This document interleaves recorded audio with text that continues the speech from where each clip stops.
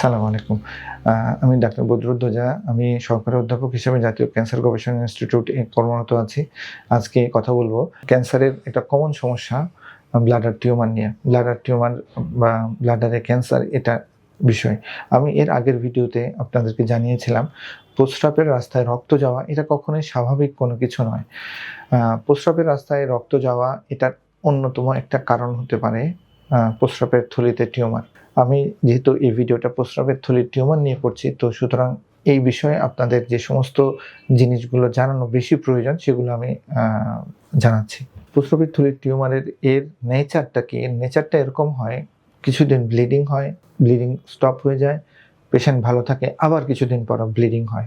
ফলশ্রুতিতে এই ধরনের পেশেন্টগুলো যে অসুবিধাগুলো হয়, সে যখন বিভিন্ন ভেষজ বিভিন্ন কবিরাজি ওষুধ খায়, প্রথমে ও দেখে যে এই ওষুধ খেলাম, আমার ব্লিডিং বন্ধ হলো।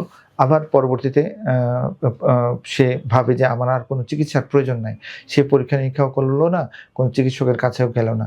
সে এই সমস্ত টোটকা চিকিৎসা দিয়ে আপাতত এই জিনিসটা ধামাচাপা রাখলো। কিন্তু পরবর্তীতে তার টিউমারটা যখন আরও বড় হয়, এর পরবর্তী ব্লিডিং হয় আরও বেশি, তার পরবর্তী ব্লিডিং হয় আরও বেশি।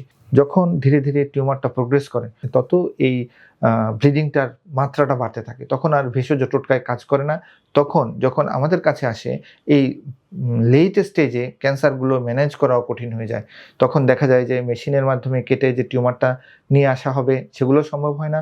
পেট কেটে অপারেশন করে তারপরে টিউমারটা আনা হয়। কোনো কোনো ক্ষেত্রে এমন হয় যে অপারেশন করাই সম্ভব হয় না, কেমোথেরাপির দিকে চলে যেতে হয়। তো সেজন্য আবার এমফেসাইজ থাকবে, আবার জোর দেয়া থাকবে, আবার আপনাদের প্রতি অনুরোধ থাকবে, প্রস্রাবের রাস্তায় রক্ত যাওয়া এটা কখনোই স্বাভাবিক কোনো বিষয় নয় এবং খুব দ্রুত আপনি ডাক্তারের পরামর্শ নিন, ইউরোলজির শরণাপন্ন হন।